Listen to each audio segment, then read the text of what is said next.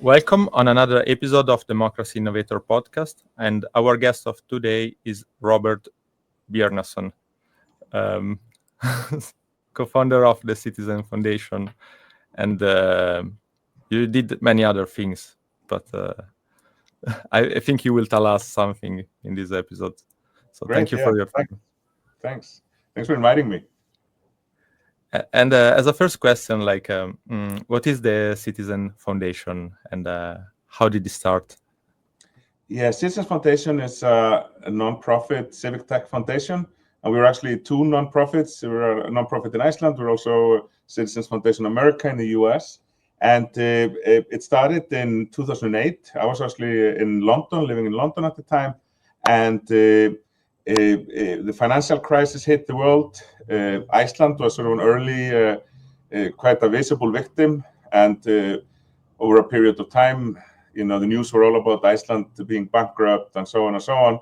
And, going on a taxi ride in London, talking to the taxi drivers, they would say, "Oh, you're from Iceland, you're so unlucky, your country is bankrupt," Well, actually, it didn't turn out that bad in the end, but at the time, there was this overwhelming feeling in Iceland where trust in government, in the parliament, sort of plummeted down to 6%, where Iceland has one of the oldest parliaments in the world, founded in the year 974, so like over 1,000 years old. And over 1,000 years, we've had like pretty good trust in the parliament, but it plummeted from like 60-70% down to 6% over a period of 2 weeks.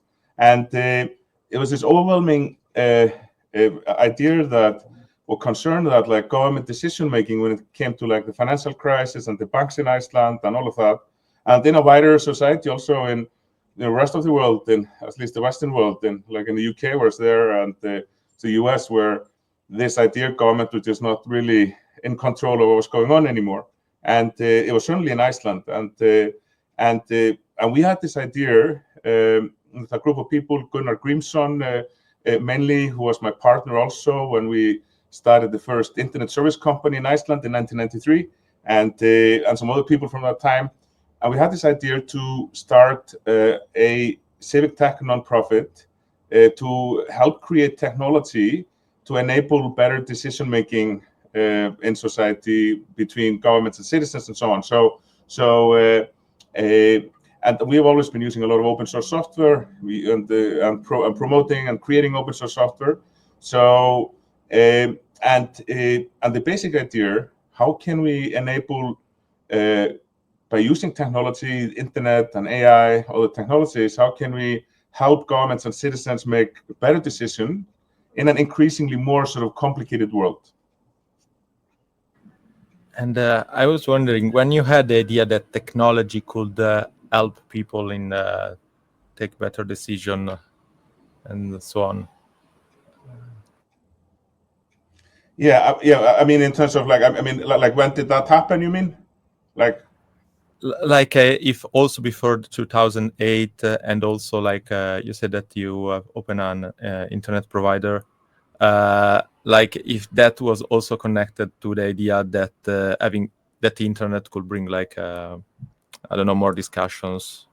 Yeah, absolutely. And I think, I mean, I was 21 when I started the internet company in in '93, and I had been on the internet like since 1987 or '88, and on the text-based internet. But then when the web came and we started this internet company, there was a lot of idealism on how this increased communication could give people a stronger voice in society, and like how even in a utopian way, how the internet and cyberspace could really like transform our social and control structures and make society fairer and more equal and all of that. So yes, I mean, I was definitely a part of it, was that. And also when we started the internet service company, then I'd been helping schools connect to the internet, and I was at the Teachers University. They had a big computer there, and I downloaded the first web browser called Mosaic, and I tested it. I'd been on the text-based internet for years, and I tested it, and I had my friend there, and we like,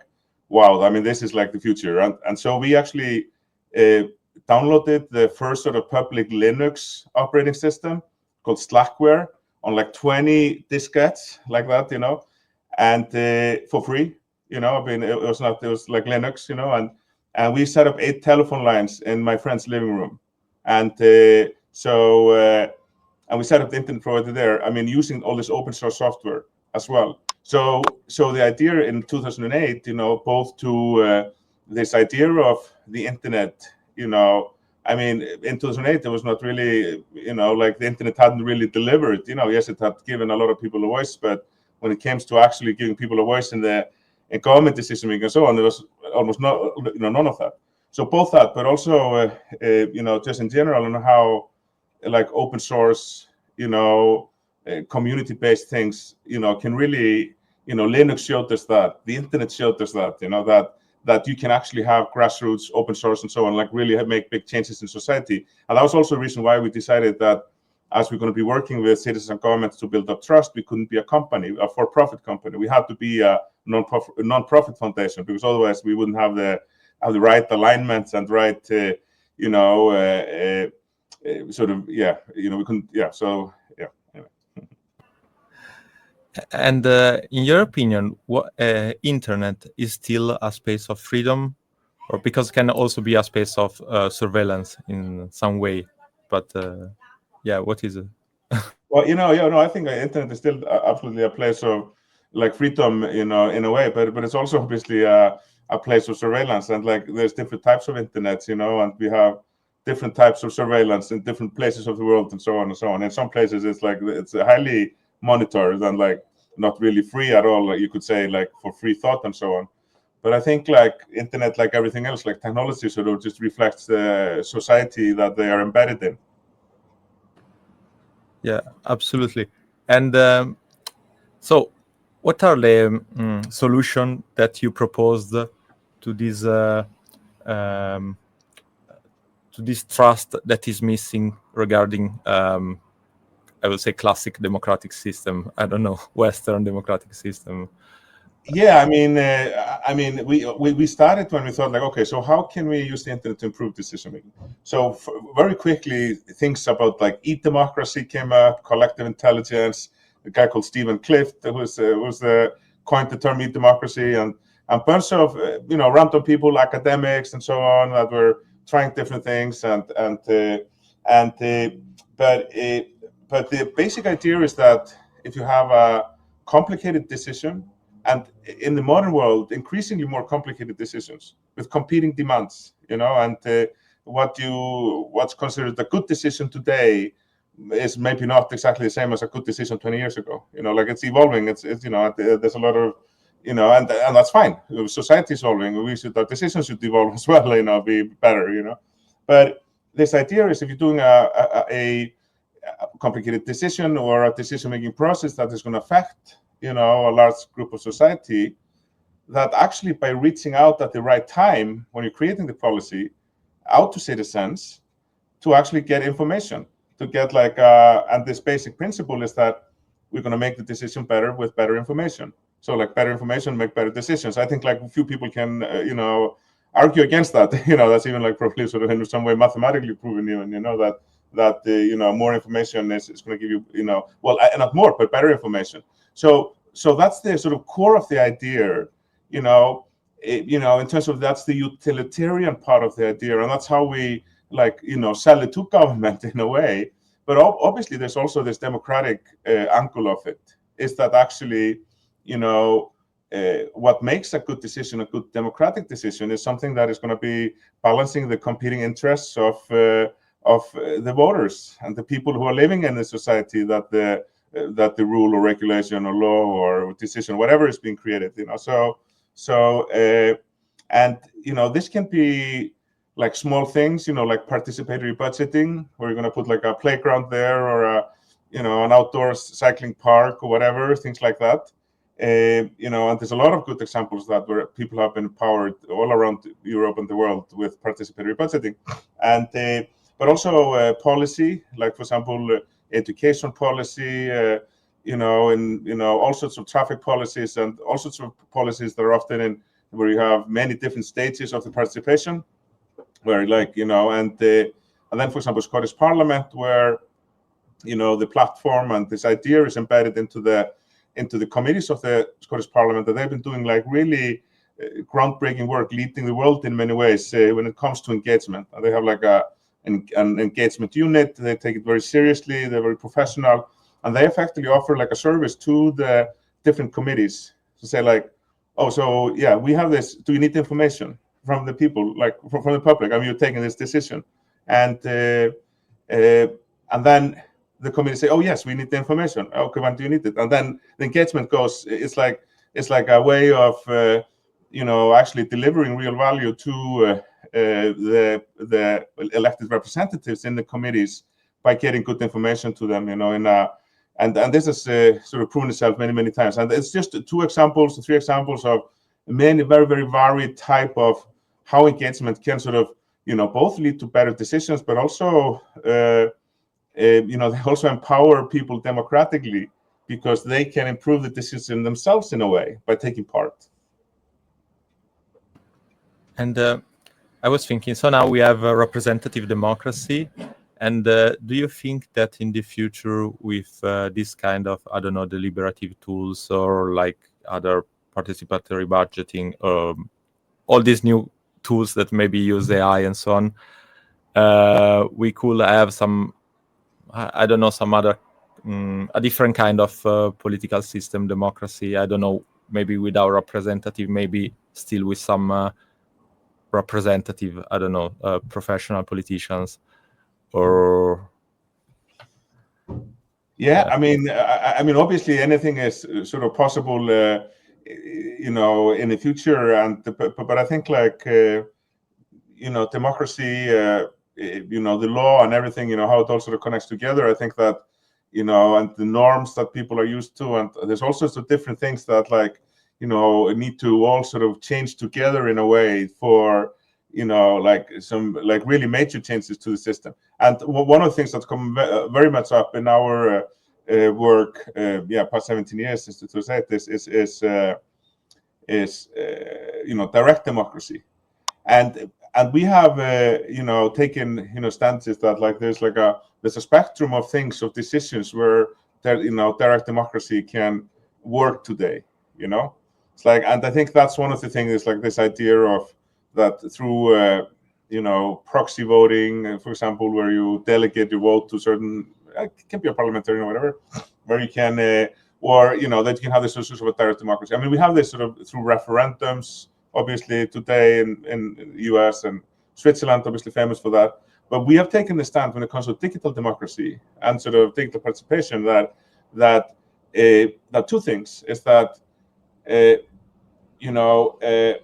how secure is it? Like how secure are you doing it online? And we're lucky here in Iceland and in Estonia, Nordic countries, Baltic countries, so on, that a lot of people have electronic IDs, and that enables like any type of direct democracy. Like, well, it's just an enabler of, if you don't have electronic IDs, you shouldn't be doing like direct democracy and people vote on insecure platform about something important, because like that's going to be totally illimited, and it's going to be like it's just going to create distrust in democracy if people are voting on platforms that are not secure. So that limits already sort of a lot of places for really doing any type of direct democracy. But we also sort of the way where we draw the line is sort of participatory type of budgeting things, where people are like voting for example, people for example in our Better Reykjavik Better Reykjavik and My Neighborhood projects, we've been doing with the city of Reykjavik on off for since 15 years now, and is that then people have a chance to add ideas about what to do in the neighborhoods, and then like 1,700 ideas came a couple of years ago, and then 6 months later, the government has sort of looked at the ideas and so on, and they've costed them professionals with cost. So then the people can vote with their electronic IDs on what ideas are going to be then implemented in the neighborhoods. But if it was about like more of policy, then we have a totally different dimension, which is like, where does the power actually lie, right? And the thing is that the power lies in those online things is by who knows about it. And how do you control who knows about it? Well, you do that through social media. And how do you control who sees what on social media? Well, you pay for it. So basically, anything you do online, this is like direct democracy, which is like we're voting on this, we're going that way or that way. That's really like for us, it's like that's a line we don't cross with our projects, and we always recommend against it. Is that even if you had electronic IDs, it's just like if it was a controversial issue, then and it's all online. It's just like it's too easy to and as we said, it's just a problem with referendums in general. We've seen referendums go all sorts of different ways, that are recently the last decade. But anyway, but having said that, then I think that what we can see in the future is both we're going to see AI help to empower the organizational side on the government side, because often the reason why there isn't participation is because of lack of resources on the government side, lack of planning capabilities to actually incorporate the feedback and so on. So I think AI is really going to empower that part. It's going to increase the capacity of governments to actually, work through good decision making, exponentially. I think that's going to grow a lot in the next just few years. But then also with AI, is that it's going to help to empower the citizens to, for example, like we're doing a new iteration of Better Reykjavik, later this year, and we have over 40,000 registered users, and we're going to have like an AI assistant that is going to allow people to, So, actually, somebody's at the door here. Sorry, can we take up? But anyway, just to continue, I think that on the, for the users of Better Reykjavik, they'll be able to have this AI assistant that is basically going to be watching out for their interest in the city. So if depending on the subject they are interested in, it's going to be like your guardian. That's going to watch out for your interest, and that's going to be, I think, both those aspects, both in terms of more capacity at governments and also more help for citizens. I think that's going to be really going to help with the quality and quantity of citizens working with government and AI for better decisions. I was thinking, I totally agree about power and information. Like, if I don't have the information, I also don't have the power to choose or to do A or B. And there is this question about the lack of participation, that it's like if people don't have the information that they can actually participate, that if they, I don't know, write an email to a certain person, maybe that person could consider about, I don't know, changing something there in the neighborhood where they live. And so I think this is a cultural problem. And so, I don't know, something related to also education, because maybe in school we are not taught to about how we could, how we should participate and how it is important. Absolutely, for sure. And I think that one of the things that we've done over the years is that we've sort of been especially after mobile phones became popular, like in 2013, 14, 15, where everybody suddenly had a mobile phone, is to lower the barrier to participation, both through technology and design. So for example, when you are visiting a government project, the Scottish Parliament or something, first thing you see is like a nice image, and then there's a very short description of what's expected, and then you can see more through a question mark. It's a very simple user interface, which we also have done for sort of deliberation, sort of, instead of when people see an idea, we don't ask them to comment on it. We ask them out, we want to help us out, we want to find the best pros and cons for this idea. So we've gamified it as well, and I think that's sort of part of the issue is like if people have enough information, but also how the information is presented to them, and at what level, how do you break down the information? For example, if you have a law proposal you want comments on, for example, we did this, the government was thinking about some constitution changes like 2019, and we worked with them on our Better Iceland platform where they had basically we're going to change like 3 parts of the constitution. They had like 4 different things they want to change in each or something.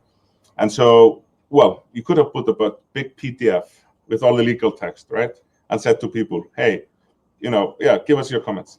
But we knew that would never work. So what we did is on our platform, we created like this front page where you have like, the 3 top level subjects with a nice image, a very short text, nature, it's not like you click on nature. And then there's like 4 things that the government wanted to do in the constitution connected to nature. Very clear, almost lower the barriers to almost everybody understanding it, like in terms of it was just that simple. But compared to the PDF with the actual law proposal, I mean, that's just like, that's sort of a barrier of 90% of people can't deal with it, and we lowered it into like maybe 90% of people can process it because it's been broken down like that. So that's also important. But I think when it comes to the information part itself, I think already AI is sort of, that people are using ChatGPT with search or Claude or whatever, that is both like doing searching for you. It knows your preferences. It's like on your side in a way, in terms of like when you get a subscription to ChatGPT, at least now there's no advertisers or anybody. It's just you and the model. So in theory, it should be on your side in terms of like, it should know your preferences and so on and so on.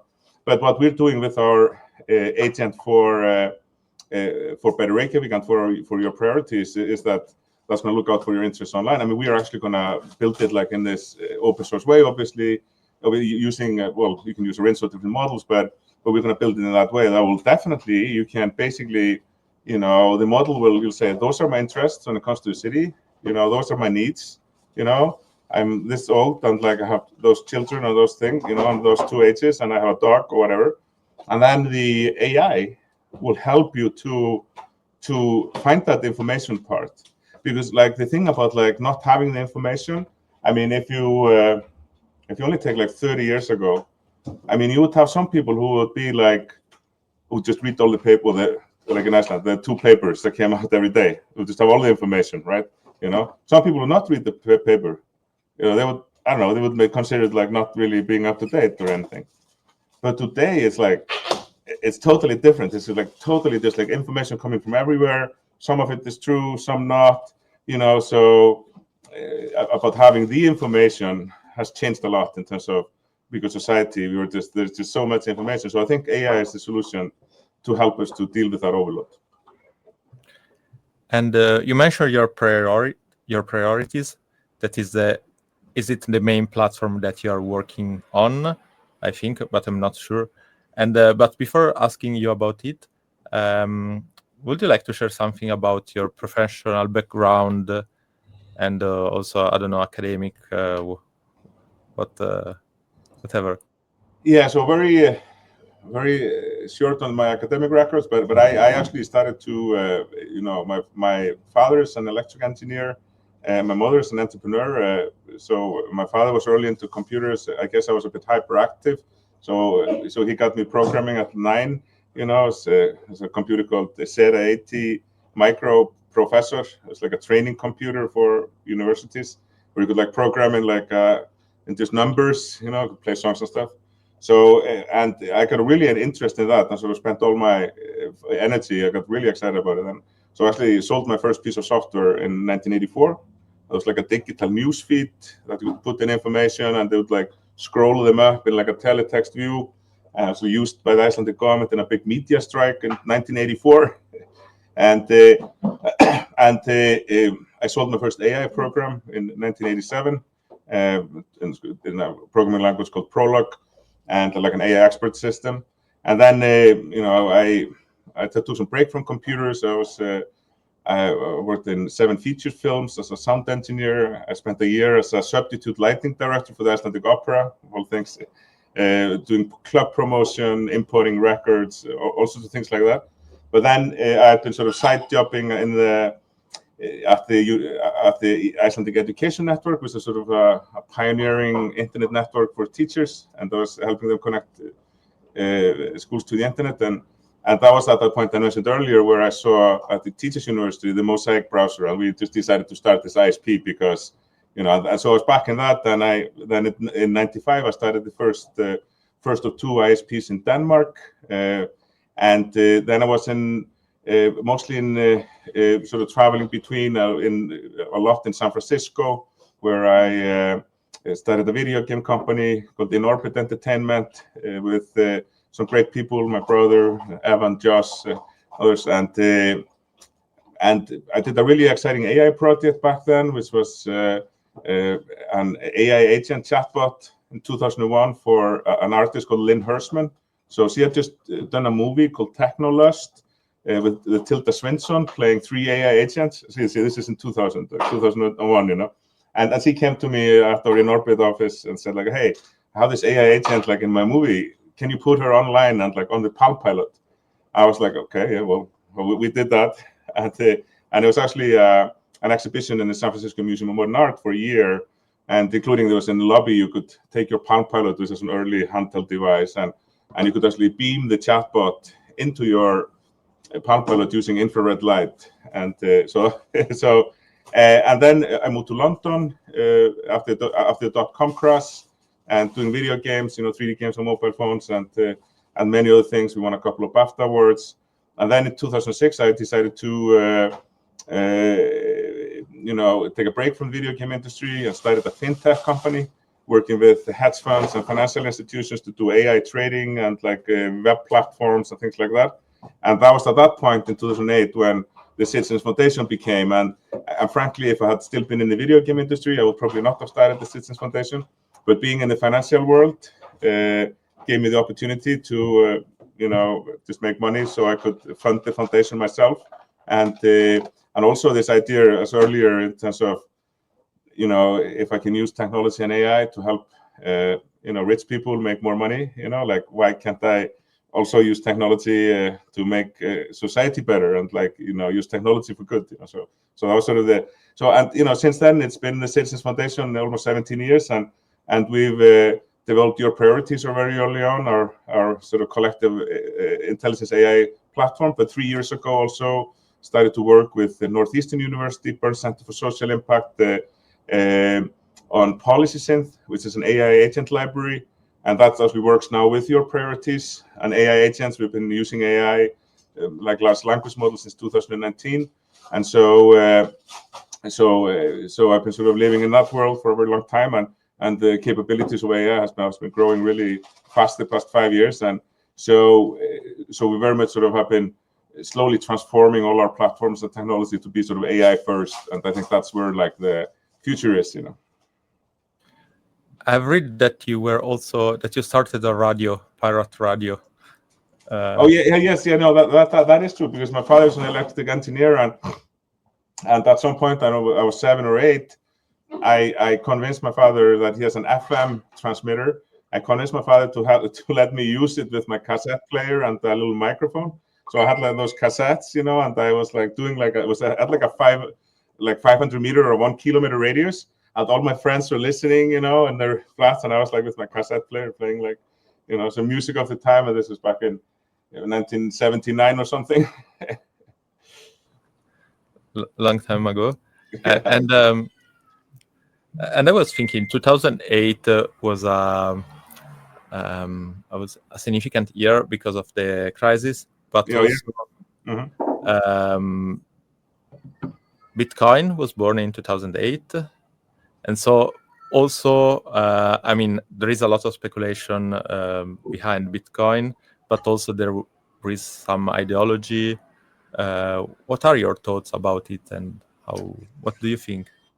Well, I've I don't know, to be honest, my sort of view on it has sort of maybe shifted a little bit, but I've never really got into it in terms of like using it for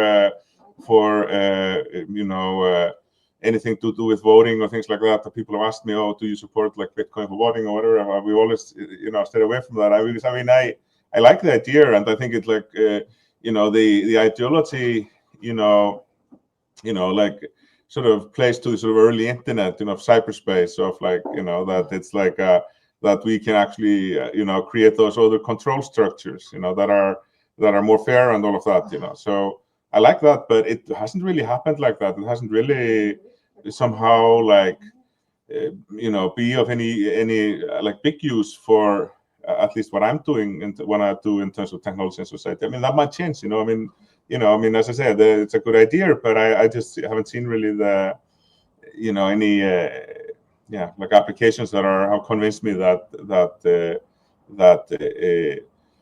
because like even with the whole decentralization thing and all of that, it's just over and over again. It's proven just like, because yes, in theory you can have it like all untraceable and decentralized, but then humans are humans, so they're going to leave their keys all over the place or whatever, whatnot, and they have ways of like looking at the Bitcoin ledger and knowing what's going on, even. Well, it's great to catching criminals, I guess, but yeah, it's not really fulfilling the original promise, or not promise. I don't know if we, or maybe not a promise, but the original things people projected on it. Yeah, humans are humans. I think that I really like this phrase. Yes. And the humans that are using your priorities, are they using it? I don't know for which kind of uses. If you can share maybe some use cases that. Yeah, I mean, so as we,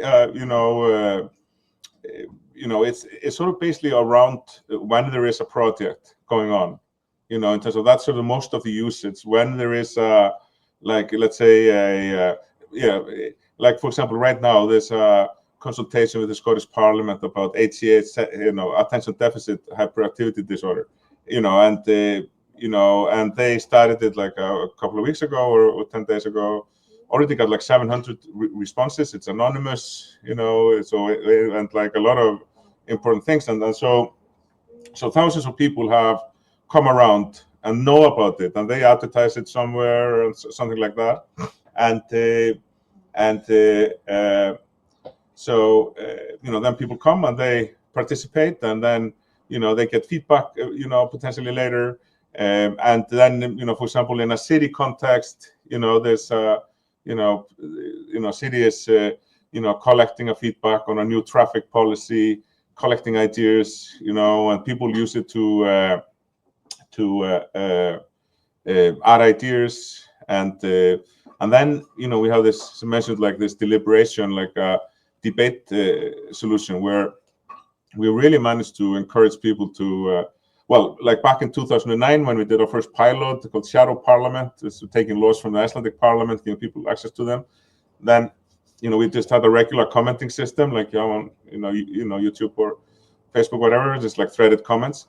And in the first evening of the platform, we had some laws about some fishery policy.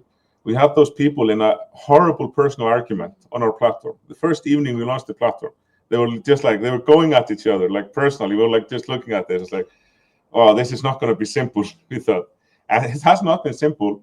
But what we came up with, and also got inspiration, from, there was another great open source platform called Nation Builder by Tim, and a bunch of other university debates and so on. So we thought like, and also my experience in the video game industry is like to, because when you are building a digital experience, like a website or an app or something, or a web app, I mean, one of the like secrets is like you as a developer are really in control of the experience. It's like when you have a computer game, I mean, the player, thinks the player is in control. I mean, the player is in control to an extent, but it's mainly the game developer who designs exactly what the experience is going to be. So same is applied to any, digital technology. So I think that was really important to sort of get that right. I had this idea some time ago. I mean, there are a lot of people that play video games and thinking about role game video games. Mm-hmm. I don't know, World of Warcraft, many others. And could it be maybe an idea to mix video games with participation and debates? So I don't know, someone play World of Warcraft, but they are actually debating about the problems of our society. Yeah, I know, absolutely. And I think in terms of like, I mean, I mean, how the changes, like, I mean, for example, I mean, even if it's because we call this thing like a gamification, when you take like a small like gamified thing, but also we have this idea for the actual game. But in terms of like by instead of having comments, by having like asking people like, oh, give us we're finding the best pros and cons, help us find them. We even get people putting both pro and cons, like same person, right? And there's almost never any arguments. Like just by going into this new structure of design, and also you can't comment directly on somebody else's point, so you have to do a counterpoint or whatever.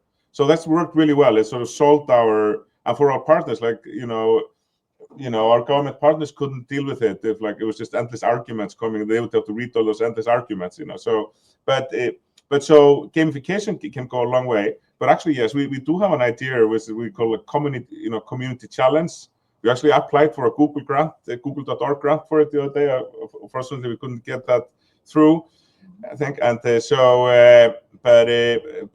basically, it's an idea where governments or civil society can put forward challenges in a city or in a country, and then a team of human players with AI agents work together to solve the problem, and they take on different roles. It's like a role-playing game. So like there's a journalist role, there's an investigator role, there's like the different roles in like, so you set up this little game but it's like a game, but it actually has real, real things behind it. And what's going to enable it to work is the AI agents, because the AI agents are going to be able to keep the flow going. They're going to be able to do the complicated things. They're going to be able to do, large-scale web research to find information and all of that, And so, yeah, so that's actually an idea we have on the table. But let's see, it's going to cost like $1 million or something to develop. So one day, maybe.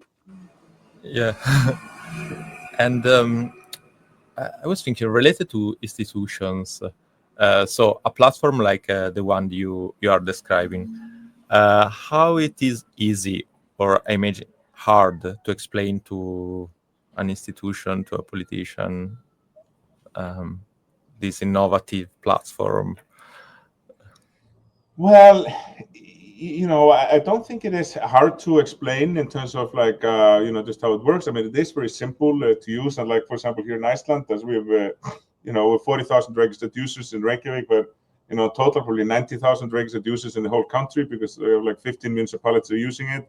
So like, 1/3 of the country is like knows the platform, including the politicians and so on. So many people have used it. So it's a bit of a special situation here in Iceland, just how many people have used those sort of and this open source platform specifically. But it is really about the does it serve a need? I mean, that's what we need to convince the politicians about. But the thing is, it's not enough to convince the politicians, because like you also have to set it up so the layers of bureaucracy that need to respond to it, it's going to work there. Because like, any policy or decisions and so on is a very complicated, like an interplay between, like on the city level, but also on the parliamentary level in terms of like, you have the law, you have the regulation, and and you have all those different levels of, bureaucracy. So there needs to be like the sort of an internal, you need to convince, politicians, but they also then need to have a practical plan that is going to make the participation work on the bureaucratic level. And one of the things that often, the very simple thing probably kills most participation projects we know about: budget. Budget, money. Okay. And that's the reason why we started very early on with your priorities. We launched a cloud version, and our policy is that if you don't have money, you don't need to pay for using it. But I mean, we do charge some people. It's just like it's a volunteer thing. I mean, obviously we are a non-profit, but this we have done, and many of the successful, probably 90% of the most successful your priorities projects, they did not pay us anything. That we sort of got around the, oh no, we don't have money for our engagement platform. Well, hold on, the politician can say, well, it's free here, so that's like but that's the thing that, for like modern politicians, smart people working in municipalities and in government. I mean, most of them are already like think it's a good idea to actually get more information. To get more information to make a better decision. So it's usually not like a lot of convincing to do, or explanation of how it works, but it's just everything else. Budgets, time, all sorts of other complications that are resulting in participation not happening. And would you like to share something about your organization in relation to your team? What kind of skills, and maybe how it was created? I mean, were you searching for people? Was someone that contacted you asking to work with you?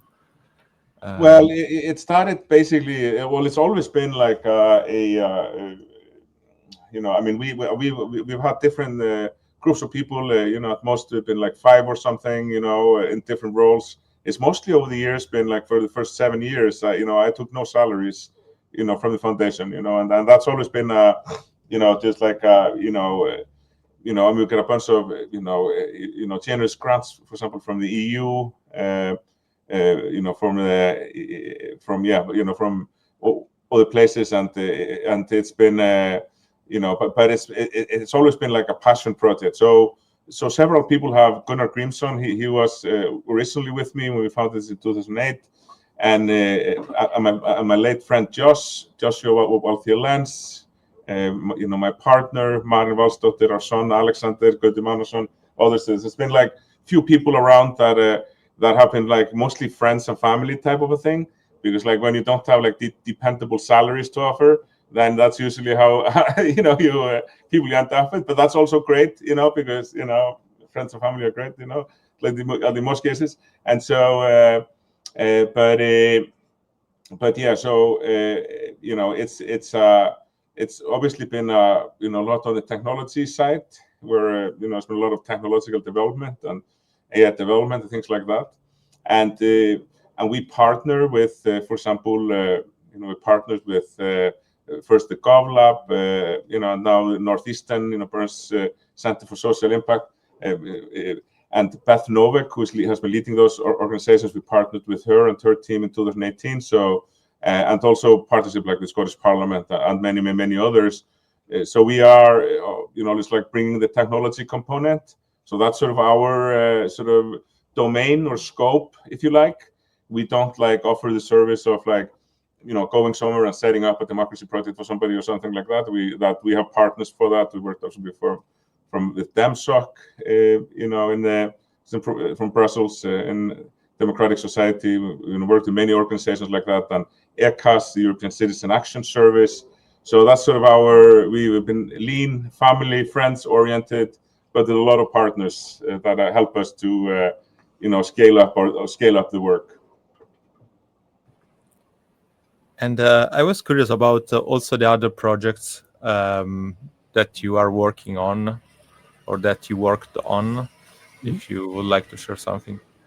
Yeah, so a really exciting project, which I'm actually going to be presenting in San Francisco in August at OpenAI, which is a part of a future work grant program of the GitLab Foundation. And GitLab is like a source control cybersecurity company, and they have this fund called GitLab Foundation, and we were one of the projects that got funded basically last year, which is with Northeastern University, where we're using AI and AI agents to help states to identify jobs that are requiring university degrees, but really should be skill-based. So it's this idea of, the problem being that there are all those jobs that go unfulfilled often, and maybe some of them have too high education requirements. And so we use AI to help, states sort of optimize that process.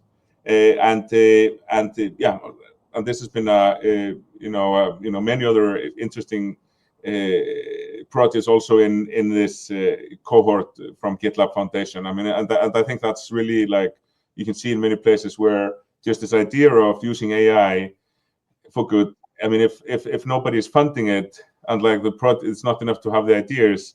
So it's really important, I think, for society to keep on funding, non-profit ideas for that. But another interesting project from a bit earlier in the year, we worked with the GovLab with Northeastern University and the state of New Jersey, where they are basically were doing and did a research on the job market. What effect will generative AI, have on the job market in New Jersey? So they have like this AI task force in New Jersey. So what we help them with is that at first to identify sort of the root causes, sort of the problems. What are the root causes of disruption of AI in New Jersey? So then they both talked to experts, but we did using our sort of open source tools, large scale web research, looking at thousands of web pages, PDFs, and so on, to look for everything recent people have been talking about, what effect AI will have on jobs.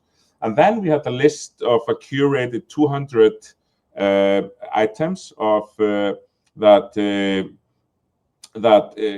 were potential sort of root causes or problems that need to be dealt with. And then we put this into voting for the public, or a prioritization by the public using a tool called All Our Ideas, which we're also developing. And where we asked people, what is going to be the greatest impact in the next 5 years of generative AI, and then A or B. And then people are asked to vote in a sort of a pairwise manner. And we had 70,000 votes, and some of the top items were things like privacy. People are concerned about privacy rights. And then we did the second stage where we actually used the AI also to help us come up with solutions to some of those problems. So it's a very classic. We've done many of those projects now in the past where we are mixing together AI, both having the AI do research. We're doing then engagement with people at different stages, and then we also are using AI also to help us find solutions often and things like that. And other project you're excited about? I don't know, could be a project you worked on, or maybe it's a project of someone else that is interesting. Yeah, I think there's just in general there are many people looking at how to use AI for good, and I think that's sort of in general that category of projects. Is that as I say, I sold my first AI program 38 years ago, and I've been in AI ever since, sort of more or less, and just like the capabilities now and the promise of AI to do good for society, that's at least as powerful and strong as the potential bad things AI can do for society. And the thing is that if we don't have the imagination to actually think about projects to do good with AI, then the bad things will happen.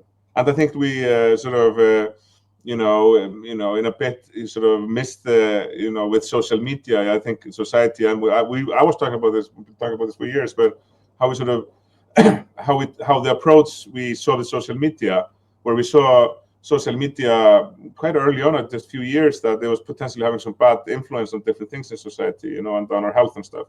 And then it just like it went on, and then this idea came on, like, oh, we're going to regulate the social media, we're going to put all those rules on, and we're going to just stop all the bad things happening with this technology.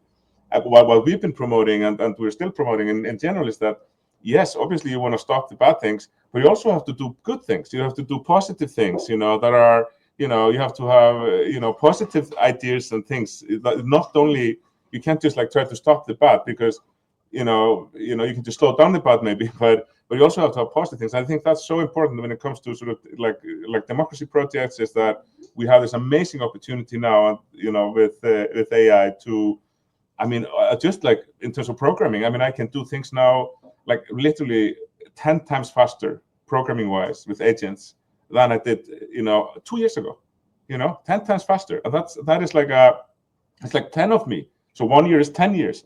Think about that. People are, have an interesting idea for a project to do something with technology and democracy, the barrier to entry for it is so much lower. And so maybe a bit long answer to your question, but the projects that I am excited about are the new projects that the listeners are going to be working on after this podcast. No, okay. Yeah, you actually reply in some way about a question that I was for asking to you. So because I had this feeling that software now is not so important. I mean, it is important, but before you had to add a team of maybe 10 developers. Sure. Now just one person could be enough. And I can think that, I don't know, in some years, maybe also my mother that is not a developer, maybe she could, I don't know, Sure. talk to Alexa or Google something, Claude, OpenAI, and Sure. ask to create an application. And so what is important now, like in the field of civic tech, like if software is not so important, I mean, it still is important to build a platform that is well designed, I would say. So are we humans still,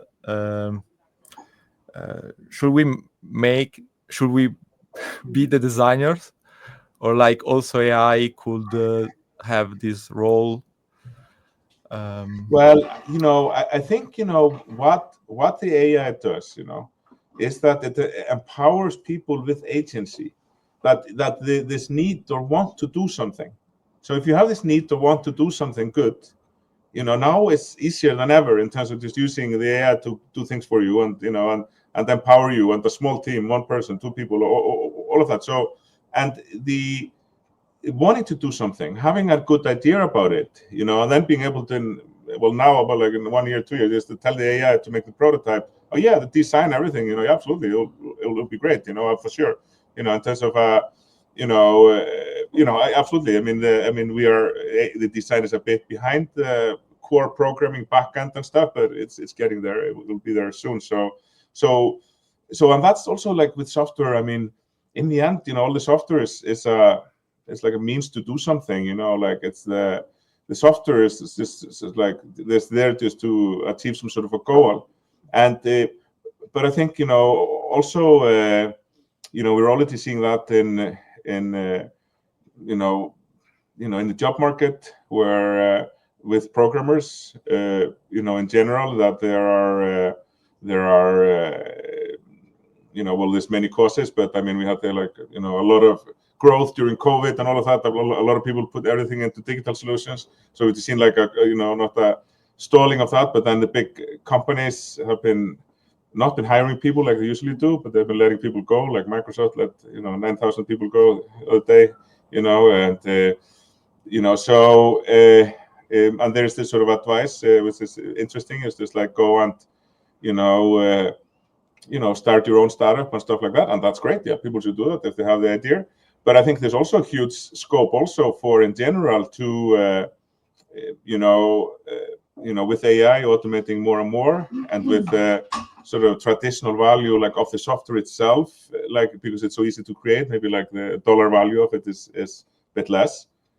That there's also all those like things in the civic tech world and in civil society that are going to make things better for people, and or make that democracy better or whatever. I mean, those are have huge rewards. If you're going to do something like that, and you're successful at it, or even if you're not successful, it is still highly rewarding. I mean, obviously the pursuit of a startup and money and everything is absolutely fine. I've been there myself, but I'm just saying, with this age of with AI, and I think that in terms of I'm hoping also that how resources and money and everything is distributed is going to have to change. Also, it's going to be a challenge for society and government to do that. But I think what matters is agency and creating real value. And there's so many things you can do with creating real value with civic tech and with digital democracy and improving democracy, because that could really make people's life better. You know what I mean? And it's just and in the age of AI, I think in terms of looking for meaning, looking for purpose and all of that, there's that's definitely for some people it's going to be will probably be a great path, to go forward. And do you have anything like you're working on, and I don't know, you have some problem to fix, so you will need some help? I don't know, something that you're trying to figure it out, but you, I don't know. Yeah, I mean, yeah, all the time. I mean, there are both software problems and there's design problems. There's all sorts of issues, and like, one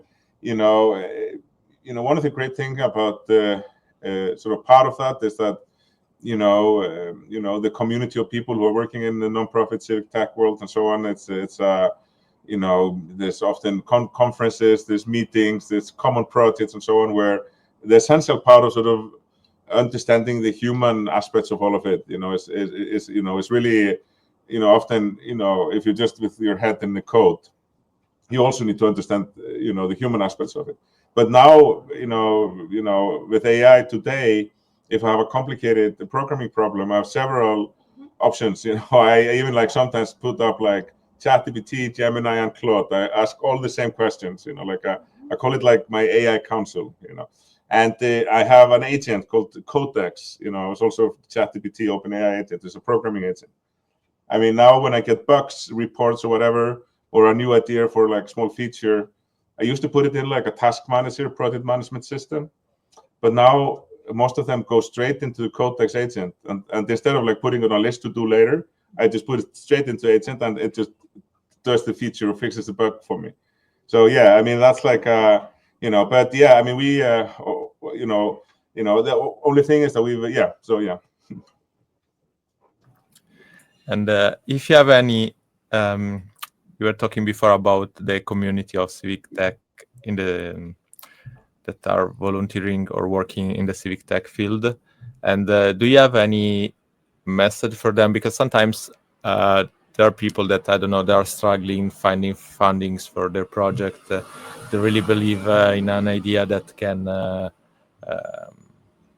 make the world a better place, let's say, and so yeah.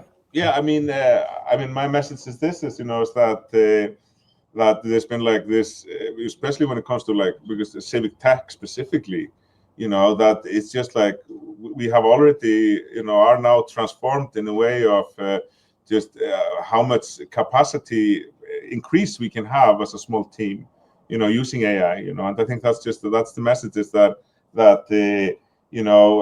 and I also on the funding side, I think, as people in the next few years, as people realize, when we see so much of our like this, I mean, I've considered myself a programmer. Well, I have been a programmer, since 1981 or whatever, and like,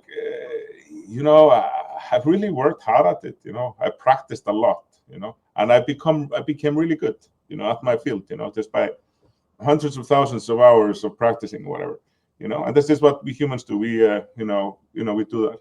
But now, I have access to AI agent that is like almost as smart as me. The next generation will be as smart or smarter. So, and that's sort of, I think, like about my worth and value. It's like it's a bit difficult to think about, just because, like, I mean, it's been the machine, the AI agent, those neural networks that they they basically, in a way, taking my job, but I think that the value, in terms of what you can do in society, it's like that's going to change in terms of like when we see this sort of knowledge type of work, being so highly automated. There's going to be new things we're going to want to do. And I think like funding for making society better, I mean, I think that's definitely one of the positive potential outcomes that we can, get out of this. And we basically have like two scenarios. We have like a scenario where we have like 30% unemployment or more, corporations own everything. But we also have potentially a positive scenario where we have like the 2-day work week and plenty of resources for doing projects connected to society, because there's so much value there. I mean, there's just so much, like, I mean, if you do like a note-taking app, yes, obviously there's a value in that. But if you do like an app to, help facilitate better things at your hospital or whatever. I mean, that's like there's so many things that are in society that have been under invested in because of how the sort of the capitalist world works, I guess, mostly. I mean, in the U.S., it's a strong traditional civil society, being well funded and so on. A little bit in Europe, not so much in Iceland, but at least that's my belief in that in terms of the values. When we start to really look at, what's going on around us, and what is important, and when we see like things that used to be very expensive, like programming, plummet down to almost zero, I think we're going to see more with a clear eye what is important. And I think a lot of opportunities there for people to tackle with civic tech, with digital democracy, and so on. So, thank you a lot, Robert. I don't know if you would like to say something more. Otherwise, for me, it's... Well, that's great. Just thank you for having me, and yeah, I'm sure we'll speak again. Absolutely. Thank you a lot. I'll